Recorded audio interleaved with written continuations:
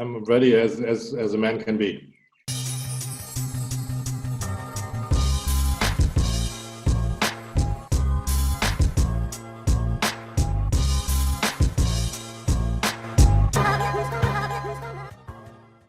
Done. So, Lutze, welcome to the show. I think this is episode number. Oh, I'm losing track of days, time, episodes. I think this is episode number 6 on my Zavaonis show. Yeah. So you'll be a special guest edition. I'm in the top 10 then, huh? Definitely. And so the idea was to bring in as many people as I can from different cities and different places around the planet to come join me in my living room during these Corona days and kind of get a sense and a feeling how things are going on around the world. And the understanding that at the end of the day, it doesn't matter where you come, which country, city, language, religion, just doesn't matter, all the same. And I can't be happier or more proud to have you as a guest to prove that. And Lutze, welcome. How are you? I'm fine, thank you, Nir. Great pleasure to be on your show. So that's the first one for me too. So I'm excited. Amazing. So yeah, let's take it from there. So most people don't know who you are. And I thought, like in any other episode, I'll ask you to do a quick elevator pitch and take it from here. 60 seconds. Have fun. Whatever you want. It's yours. Well, obviously it's always interesting to do an elevator pitch if I know who the audience is, which I don't. But so I'll give you just the basic raw data. I'm 51 years old, married, 2 beautiful daughters. I'm an entrepreneur like yourself. I started a tech business in 2002 in Germany. I was very fortunate to sell it in 2016. They asked me to stay on board for another 3 years. After 1.5 years, they asked me to leave because they thought it might be better if I leave, which was fine too. And I settled down, started to think about, what is it that I want to do next. And after some thinking, I came up with a nice idea. As a not-for-profit, we want to kind of revolutionize the waste management globally. Now, it's a startup, so it's very small here in Germany. Yeah, I'm from Hamburg, Germany. And that's basically me. Don't know if that was 60 seconds or above, but it's whatever feels right is right, But so what do you guys do at the moment? Like in terms of... You mean in general or with the company? The company, the waste management. What is... So it's a startup, and it is, and that's very important to say. So we started in November last year, and it's, my first business was all digital. This is very analog. I mean, we're trying to add digital components to it, but waste is very analog. So the idea is really to create logistic chains in which people can give us certain types of waste, which we ask for, and then we will recycle them. So the first benefit for the person is that they know we are really honest about transparency and about recycling. And the second thing is that as we are a not-for-profit, all revenues that we generate, all processes we generate will go into ecological projects globally. So the first project we have is we're going to have 1,000 trees planted from the first revenues. And we're going to add like a ton of new projects soon. But at the same time, we need to build up this logistics chain. Right now, we're in Hamburg. Berlin is next on our list. And then we want to go abroad, all over Germany, obviously, but then very quickly abroad in other countries in order to make this a global business. It's interesting when I hear you talk about taking the business to the next step, and you guys are located in Hamburg, and we'll talk about that in a second. Your next step is Berlin. I come from Israel, and usually our next step from Israel is, New York or Berlin. So when you look at these days where the borders are closed, people don't know exactly what's going to happen next. In terms of the economy, Germany is self-sustainable, right? Could keep going. I think we're good. I mean, we have challenges here as well, and but as you might be aware, I mean, case numbers have been not so high. We have a incredibly high rate of ICU beds, and that made us look very good in comparison to other countries. now for the first wave, the question is, now with first steps of loosening the lockdown, is there going to be a second wave? I mean, many people say there will be, and that's, that's the unknown. The whole thing has, a massive unknown category to it, and that's, I think, what makes it difficult for everyone to. Let's touch on the unknown. You start a company, you have this amazing idea. It's November. Everything looks like this is going to be it. 2020 is supposed to be a good economical year. Things happen. Lockdown goes in. What goes through your mind in terms of the business? What are your main concerns? Well, the first thing is a massive important part here is of our logistic chain is that we're working with restaurants, because the first sorts of waste that we're collecting are crown caps, plastic caps, which metal caps from bottles, which are obviously being you get a lot of them in restaurants, and we also have restaurants as partners, so that if consumers join us and they have their collection box, they can return it to the restaurant, and the restaurant gives them a coffee for free and gives them an empty box back. And with the restaurants closing down, we've basically been ripped out of our logistics chain. So that was really, really bad. And that didn't feel good at the moment in the beginning. And obviously that was really just the smallest part, because the bigger part was, the team, the people. I'm a lucky guy, right? I mean, I live in a nice house. I sold my company, so I made some money from that. And I'm going to lose some money, yes, but hopefully, and it looks like it, that some left. But not everyone is in this fortunate position. Not everyone is healthy as we are. Stuff like that. So I think the most important part was really to be the support for my team, for the employees who were facing very personal issues, single child mom, suddenly dealing with, her kid being around 24/7, and stuff like that. Yeah. And giving them, first of all, a shoulder to talk to and to put virtually the head on. And the second is obviously, to work with them. So like, look, this is how we're going to move forward. No worries on the business side. A problem with the restaurants, but well, don't worry, we get that covered. And that was, I think, very important to them. And from that, everyone has risen, really, I must say. So we were pivoting partially. If I may ask you a question that popped to mind. I'm not sure if it's a smart question, but I'll ask it anyway. I'm thinking about the percentage between becoming the management, the managerial side, the empathy, trying to figure out what's going to be next, kind of trying to understand how you can support your employees. But on the other side, when you close that phone, you go back into entrepreneur mode. We need to fix this. How much money do we have? How are we going to... How do you look at it in terms of like percentage? Are you more the manager? Are you more the entrepreneur of like, we're going to get through this no matter what? I wouldn't really differentiate between those two sides as you just did, because for me, an entrepreneur is both. I think, we're crazy. First of all, we have to be, otherwise we wouldn't be entrepreneurs. We wouldn't do these things. And we're the lucky ones that we can, we sometimes get rewards for it.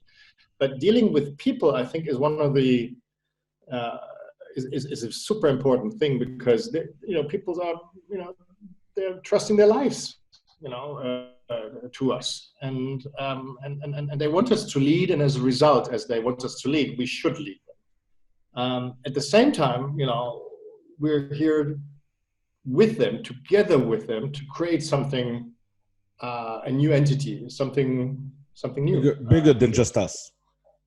Exactly.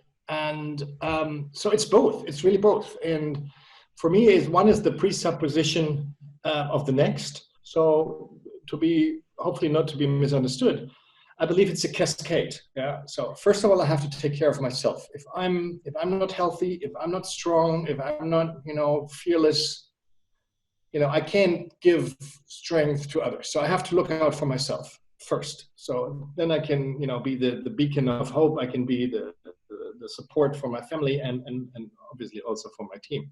And the next thing is I have to take care of them so that they are safe. And from that safety, then, we have the fundamentum to build something new, something big. And I think it's this cascade. So, it's just a thing I'll go through. The first is like, am I feeling okay? Am I sleeping enough? Is my physical, I'm physically fine?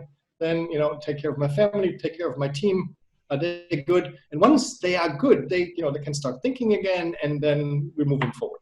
And then we are in company mode, going like, where's the opportunity? Where are the threats? And so forth.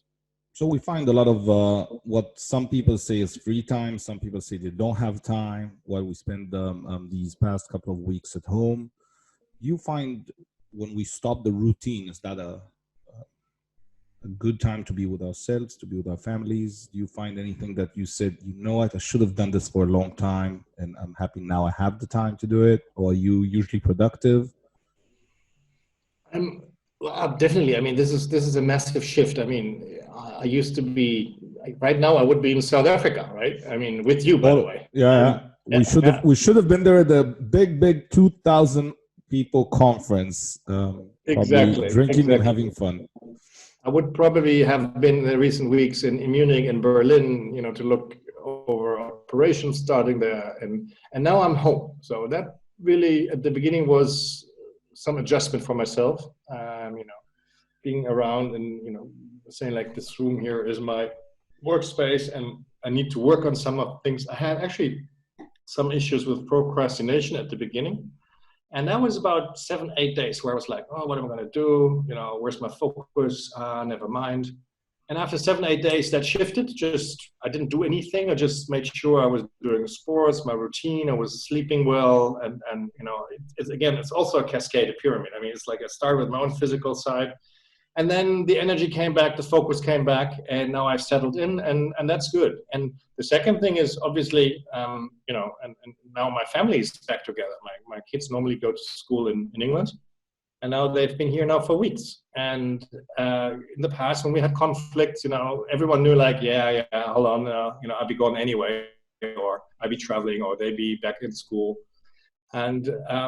And so we didn't really go to the bottom of things so much because everyone knew like there was escape possibility coming up in the coming days. Yeah. And that obviously is gone. And now we actually did finish some of those things, some of those conflicts. We looked into them. So you're gonna keep them. You're gonna keep your daughters. Okay. Yeah, most likely. Yeah. That's a positive thing for a positive outcome for the situation if you're going to keep them. Absolutely, absolutely. No, I know. And that I would love to go back. You and I. So we've known each other for I think 2 years now, something like that. Only that not longer. Anyways, a couple of years. I think so. And I also had the pleasure of having dinner in your lovely home. And we got to talk a lot about entrepreneurship, and we even had some conversation during this crazy time where I closed 2 businesses. My third business was struggling, and we had a lot of discussions. And there's a lot of talks. I think it was mainly during March, April kind of going down a bit, but how do you make lemonade of those lemons? And I kept asking entrepreneurs, do you see any lemons around? And some said, yeah, there's loads. Some said, we'll figure them out later. If you met someone, I don't know, 20, 25, kind of figuring it out, any tips or ideas about how can you find lemonades during these days? Well, isn't it... Making lemonade, sorry. Isn't it like every other day as well, just that I think the velocity is much, and the impacts of the situations are very strong, but the whole concept hasn't changed. I mean, we're out there, we're trying to find needs of the market, and we're trying to serve those needs, and then obviously make profit from that. So I wouldn't say it's any different from before Corona. Yet the impacts on people are much more intense. And I think marketing wise, it's, people are at home. Suddenly I hear that TV stations are being, TV channels, old traditional TV channels are being watched again, much more. A friend of mine has a website for a business travel. And I said, like, oh, you must be really, unhappy. And he said, no, I mean, people are on our website a lot, even though they can't travel, because they have the time. So there are a lot of things happening at the moment. And I think it's so important for everyone to, to go through the process that they used to go through. And the first thing is, what is that I want to do, right? So is it that I want to go in for the money, which is totally fine. I mean, it's a huge incentive. It was my incentive, and or is it a purpose? And then, where do you see what am I good at? Because I believe that if I want to succeed in a competitive landscape, it's super important that I do things that I'm good at and that I like. Because if I have to force myself, there will be others that don't have to force themselves and will be more successful. Yeah. And then we develop that from that point, and then you start, you pivot, you start again, you change, you look, what do they need, go back, and those circles, and then you, at some point, I mean, this is how we work. Then you find something, and then you work on that, and then you see, like, okay, how can I scale this? It's interesting, and I'm working on my third book, which will be the first time I do a book about marketing. And I decided to dedicate the book to the reader before they start, and asking them to dedicate this and do me that one favor, which is to make a note when you fail, put it back, write it in the back of the book, and keep going. It's not relevant. And when I look at what's interesting for me now in Lemons and Lemonade is suddenly routine was dead. I had all the time on the planet. I can do whatever I want. Technology allows us to do a lot of things within our house. But the thing is, I couldn't do my normal routine. I couldn't have 10 meetings a day. I couldn't do the same advertisement and everything. And I decided, even though we are struggling, not to go for the money. And I started to make an enormous amount of phone calls, helping people with marketing, ideas, creative, pricing, whatever they want. I didn't care. I decided that if I always said I'm going to do a show about businesses, I'll do it. So I'm doing this in English, and I'm doing another one in Hebrew. I'm filming, I'm learning how to edit. I don't know if it will make money. I know it makes me happy. So I believe in the long term. As long as the situation continues, I decide I can keep doing things I like. And in the last couple of days, I'm also starting to connect that to the business. So leads are coming in, different phone calls are coming in, and it's, hey, yeah, sure, I'll do another call or another lecture, and why not? So I think being in the moment is my lemonade. I think is that. I agree with you. I mean, these are great times to rethink businesses and to connect with yourself and find out what, think about your why, as some people say. But I believe in that. I truly believe in that, and I truly believe that for myself, I want to lead a happy life, and I have been working on this for the last 51 years, and if so God will, I have another 17,800 days left, which would then make me turn 100, hopefully a happy 100, and I want to look back and say, like, yeah, I learned a lot. My grandmother, she just had service now. She passed away a couple of years ago. She was 106. And we couldn't go visit. Yeah, we couldn't go visit her in the grave last week. And she was lucid and telling jokes till the last days. Like, she remembered everything. And she would tell stories, and I asked her, Grandma, is there a point to lead a life that is so long? And she said, listen, most of my friends are gone. I speak 8 languages, and all the TV shows I watch are kind of the same. The names of the characters change, but the love stories are the same in all the languages. Everything is kind of the same. It's about waking up, saying thank you, doing something good for someone, having a good day, and doing another one. So I think trying to do good, in my opinion, was something I wanted to do as a mission statement. And if one person hears you doing waste management during these days and trying to make an impact, and he says, you know what, I'll do something like that. I think that's what it's all about, spreading positivity and trying to do good things. And yeah, and I tell you one thing, I am going to maintain that as much as I can. And I'm quite positive actually that at one point I will find the X factor, which will allow us to make significant amount of money with this business, which we can then use to grow it and make it more sustainable. yeah, And so I don't see that making money and leading a purposeful life or a purposeful company, these are not two opposites. They can fit together ideally if they can. And if you're in the lucky position as myself that I have the time to explore. Do you think the world is going to go back, like in 6 months, everything will go back to the same? People will spend the same amounts of money. People will forget. They'll become annoyed. Traffic, going back to the offices, or do we have an opportunity to do things a bit different? Well, first of all, I think this Corona situation, if you listen to the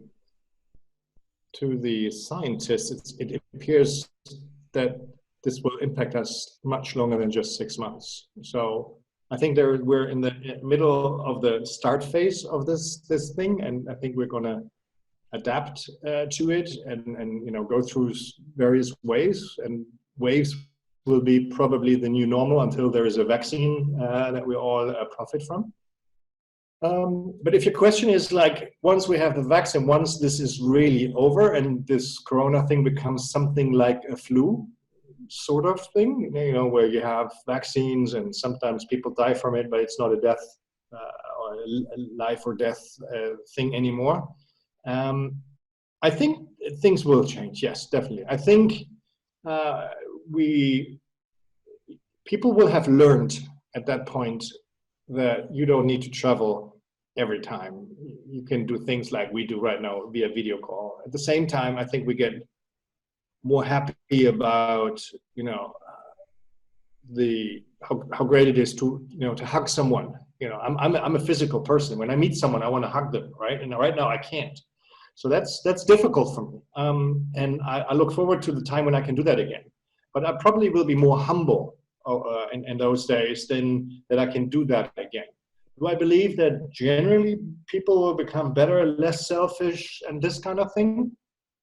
No, I don't think so. I think we're going to see the same sort of selfishness again that we've seen before. But I believe that the people that have thought about things differently will feel stronger in maintaining their routines that are not so selfish and so forth. And then we have another catastrophe already, breaking us on in, which is the climate change catastrophe. And it's not as present as this one, but it's there. We have to deal with that as well. So hopefully we take and our politicians together with us. But hopefully also, if you look at the climate change crisis, I think scientists are now able to prove that if you stop everything, the situation is changing, right? Like now we have proof that if you stop doing these things, we might have a chance to reverse it. Oh yeah, and they didn't have that. And right now we are. I mean, Germany is very fortunate because our chancellor, she is a scientist and she's a badass scientist, and when you hear her talk, she is a true leader. So right now we're learning to trust science, and hopefully with this trust, we will then go and trust scientists when we talk about climate change and all this BS about this being a hoax is hopefully going to be not as strong after this thing when this is over than before. And we've used the momentum and think about if we change some things in order to for the better, that we then try to become carbon negative. I think that's what we need to achieve very quickly. Are you looking forward to going back to working from the office?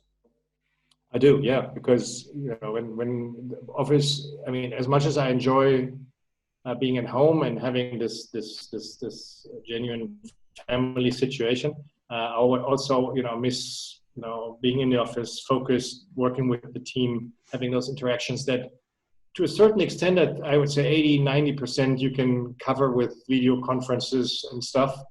But the last 10 things, this little wrinkle here or this little tweak here, and then you see something like, hey, Nia, I saw you did this. Are you good? What are you thinking, right? Yeah, where the magic happens. The 10% with the magic. I do creative, so we can go into a room for 2 hours, nothing happens, and we can go to a room in 10 minutes. It's like, I have an idea, and let's do it, and whatever. And so it's kind of like we miss that. And I'm a social person, as you know. I need to meet new people, so I haven't met many people over the last 2 months. And you were talking about a hug, and we're allowed to go 100 meters from our house, and we're sitting here downstairs, and I saw a girl I know, and she said, hey, how's it going? And she was so excited to see me, and she says, listen, I'm young, you're old, I'm gonna hug you, and if you die, just so you know, I really like you. And she gave me this huge hug, and I'm single, I live alone, and suddenly the 30-second hug was something that I cannot describe from someone you know and you appreciate and you like. Insane, in that sense. And I think that's interesting. Lutze, I want to say a huge thank you. I know you're busy over the weekend, got a lot of stuff to do, so thank you for spending some time with me.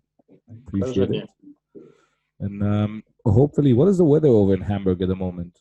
It's lovely. It's great from a pure living perspective. It's there's a lot of sun that we usually don't have in April, and there's almost no rain. And talking about climate. So we've had rain in the last 2 days, which we never have here during this time. It feels more like Hamburg now outside, actually.